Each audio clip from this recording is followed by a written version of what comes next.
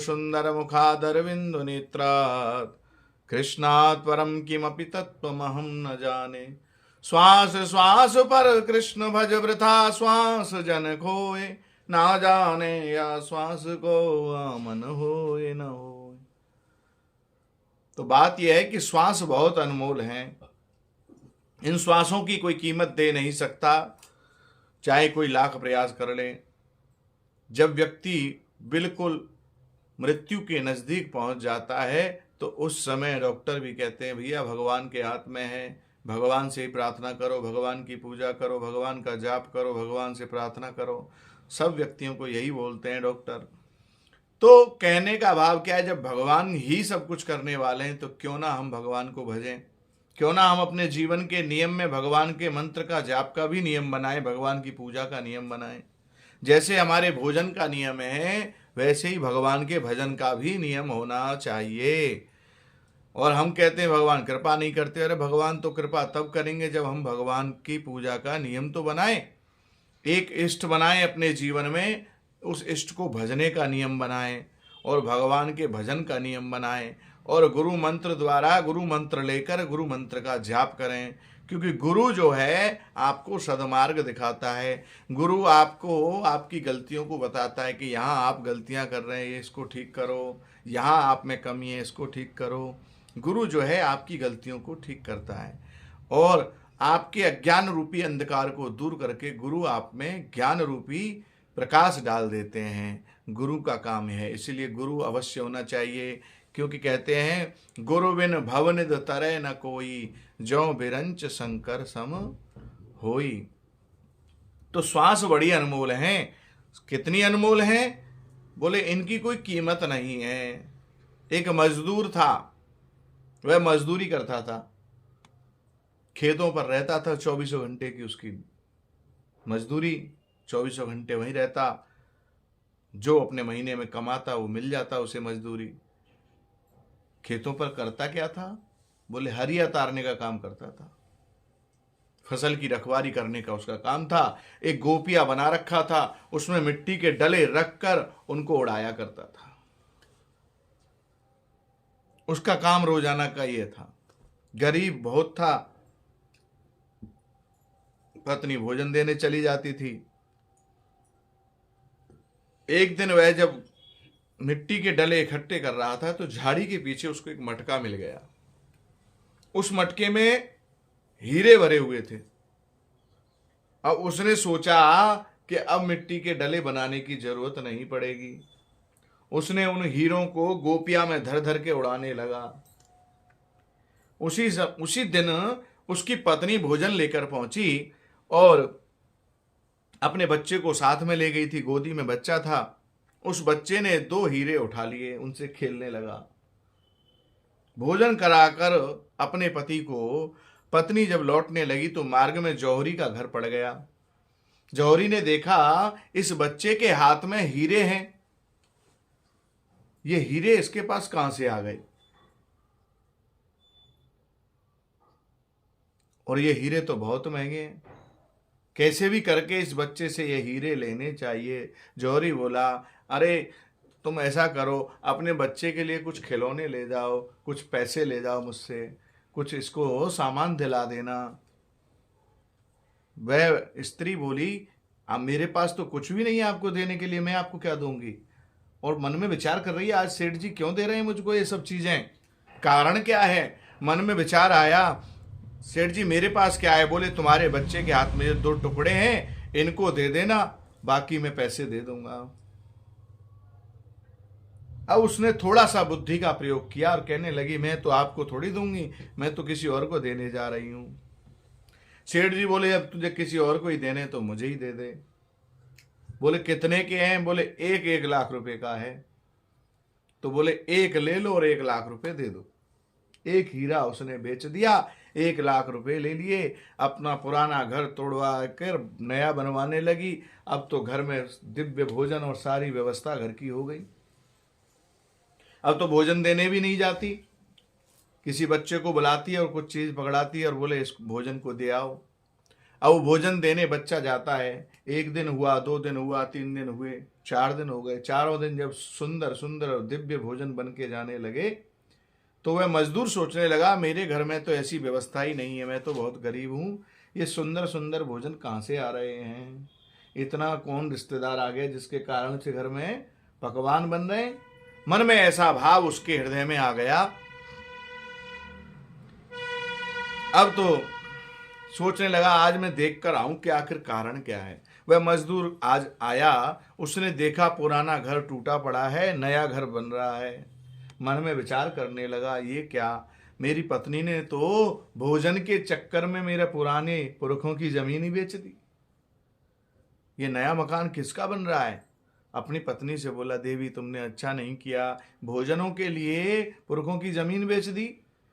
पत्नी बोली, नहीं, ये तो आपका ही घर है, आपका ही मकान बन रहा है। बोले, देवी इतने पैसे कहाँ से आ गए, मैंने तो तुमको ला कर नहीं दिए। बोले, सब आपकी कमाई का ही फल है। एक दिन मैं आपके पास गई थी, वहां से बच्चा 2 टुकड़े उठा कर ले आया था, वो 1 टुकड़े को मैंने बेच दिया और 1 को मैंने रख लिया। पति बोला, कैसा टुकड़ा, दिखाओ जरा। उसने वह 1 टुकड़ा जो रख रखा था उसको लेकर आए और हाथ पर रख दिया। अब मजदूर ने जैसे उस टुकड़े को देखा तो मन में सोचने लगा, अरे देवी, मैं तो बड़ा पागल हूं, मैं तो बड़ा मूर्ख हूं। बोले, क्या हुआ। बोले, जब एक हीरे ने इतने आनंद कर दिए, इतनी व्यवस्था कर दी, मुझे तो मटके में भरे हुए मिले थे और मैंने तो सब गोपियां में धर धर के उड़ा दिए। मुझसे बड़ा पागल कौन हो सकता है।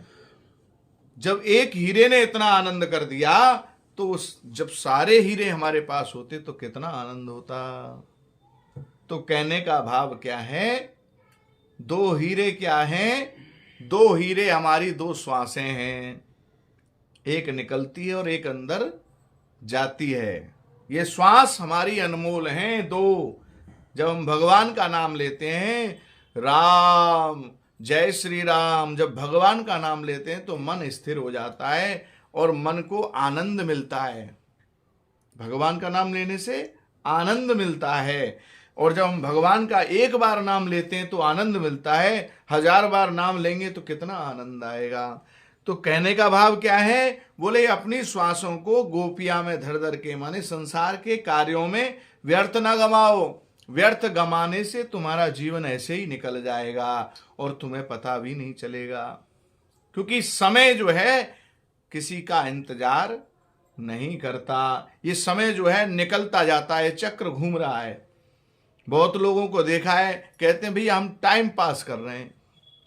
अरे टाइम पास तुम नहीं कर रहे, टाइम तुमको पास कर रहा है। जो समय चला गया वह समय वापस नहीं आ सकता, यह परम सत्य है जीवन का। कोई कितना भी प्रयास कर ले, जो समय अब निकल चुका है उसको वापस नहीं ला सकते हम।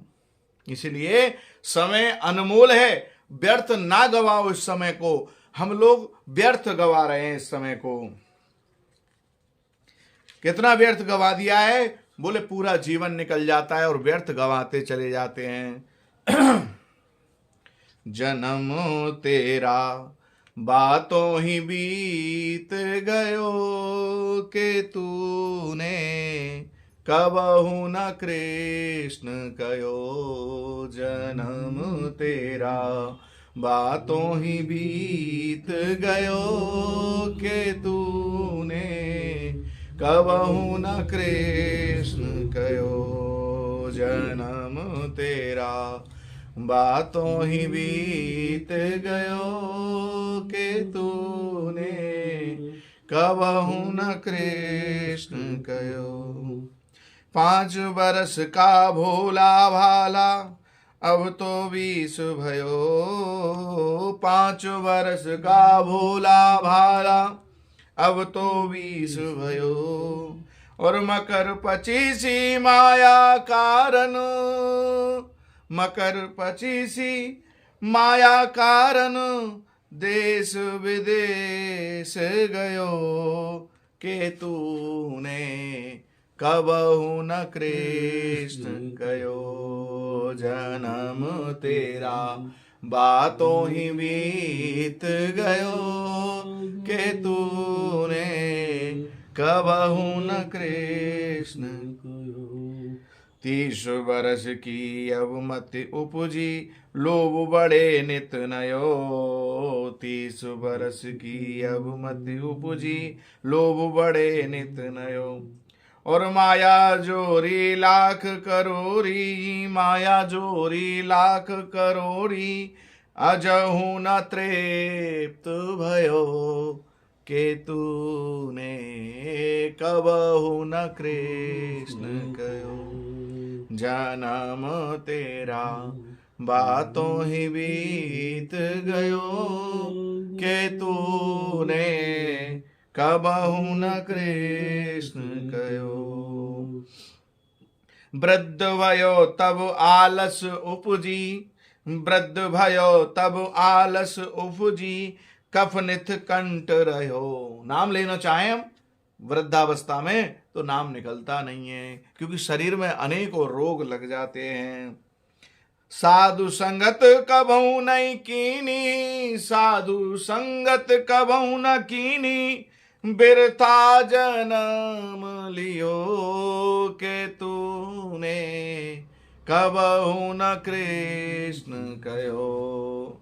जन्म तेरा बातों ही बीत गयो के तूने कबहू न कृष्ण कयो। और यह संसार मतलब का लोभी, यह संसार मतलब का लोभी, झूठा ठाट रचो। यह संसार मतलब का लोभी, झूठा ठाट रचो। और कहत कबीर समझ मन मूरख, कहत कबीर समझ मन मूरख, तू क्यों भूल गयो कि तूने कबहू न कृष्ण कयो।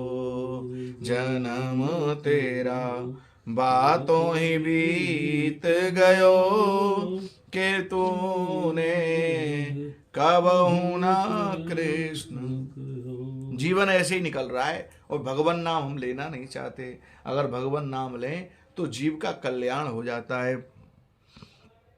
और जिसने भी भगवान का नाम लिया उसको भगवान के दर्शन हुए, कृपा प्राप्त हुई। यह जीवन का परम सत्य है, इसमें कोई भी आश्चर्यजनक बात नहीं है।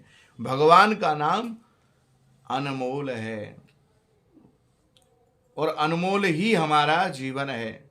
ये मनुष्य शरीर भी अनमोल है। दुर्लभो मानसो देहो देहिनाम क्षणभंगर, तत्रापि दुर्लभम मन्ये वैकुंठ प्रिय दर्शनम। अनमोल हमारा यह मानव शरीर है। बोले कैसे अनमोल है? बोले ये जो शरीर है 84 लाख योनियों के बाद मिलता है। 84 लाख योनि बीतने के बाद में यह मनुष्य शरीर भगवान की तरफ से हमें गिफ्ट के रूप में मिलता है। अनमोल गिफ्ट है। वो कहते हैं ना भगवान ने हमारे लिए क्या किया, भगवान तो हम पे कृपा ही नहीं कर रहे। अरे सबसे बड़ी कृपा आप पर भगवान ने ये कर दी कि आपको मनुष्य शरीर का जन्म दे दिया, मनुष्य योनि आपको मिल गई। इससे बड़ा और क्या कृपा चाहते हो? और उसमें भी अच्छे परिवार में जन्म मिल जाना भी, इसमें भी ठाकुर की कृपा है। तीसरी बात, हमारा शरीर स्वस्थ है, हम अंधे नहीं हैं, लूले नहीं हैं, लंगड़े नहीं हैं, ये भगवान की कृपा है। और अच्छे परिवार में, अच्छे समाज में जन्म मिल जाए, अच्छी संतान मिल जाए, इससे बड़ा परम सौभाग्य और आपका क्या हो सकता है? इससे बड़ी कृपा आप क्या चाहते हो भगवान से? भगवान कोई ये थोड़ी है कि हमारे हर कार्य को भगवान ही करेंगे। भगवान तो कहते हैं मैंने तुझे बुद्धि दे दी, हाथ पैर दे दिए कार्य करने के लिए, सोचने के लिए बुद्धि दी है, दिमाग चलाने के लिए सब कुछ, सारी व्यवस्थाएं तुझको दे दी। अब तेरा विचार है कि तुझे क्या करना है, अब तुझे कौन सा बीज बोना है, अब ये तुझे सोचना है। और जैसा बीज बोओगे वैसा आपको काटना पड़ेगा, इसके सिवाय और कोई रास्ता। जैसी करनी वैसी भरनी, यह परम सत्य है जीवन का। जो जैसा करेगा उसको वैसा ही भरना पड़ेगा। और कहते हैं ना भुक्तम क्षीयते कर्म जन्म कोट सतैरपि। जो आपने कर्म किया है उसका फल आपको ही भोगना पड़ेगा, चाहे उसके लिए 1000 बार जन्म लेना पड़े। इस जन्म में नहीं तो अगले जन्म में, और अगले जन्म में नहीं तो उससे अगले जन्म में आपको उसका भोग भोगना ही पड़ेगा। यही जीवन का परम सत्य है। ठाकुर कृपा अवश्य करते हैं, और भक्ति की कोई उम्र नहीं होती। भक्ति की कोई उम्र नहीं होती। बहुत कहते हैं अरे बुढ़ापे में कर लियो भजन। बुढ़ापे में भजन नहीं होता। बुढ़ापे में तो मन और बेकार हो जाता है, स्थिर हो जाता है। शास्त्र तो कहते हैं, गरुड़ पुराण में क्या लिखा हुआ है कि भगवान का भजन करना है तो स्वस्थ चित्त अवस्था में करो। जब आपका शरीर स्वस्थ हो, चित्त सही हो, मन सही हो, शरीर सही हो, परिवार सही हो, तब भगवान का भजन करो। दुख में तो दुनिया याद करती है, सुख में भगवान को याद करो। सुख में भगवान का यत्न करो कि भगवान हम पर कृपा करें, क्योंकि दुख में तो तड़पन ज्यादा होती है, मन नहीं लगता। दुख में हम भगवान को याद नहीं कर सकते, क्योंकि दुख में तो हम खुद ही तड़प रहे हैं, तो भगवान को क्या याद करेंगे। तो इसलिए कहते हैं कि दुख में सुमिरन सब करे, सुख में करे न कोई, और जो सुख में सुमिरन करे तो दुख का एको होए। इसीलिए कहा है कि शास्त्र में आप जो है भगवान को सुख में याद करो। जो भगवान को सुख में याद करेगा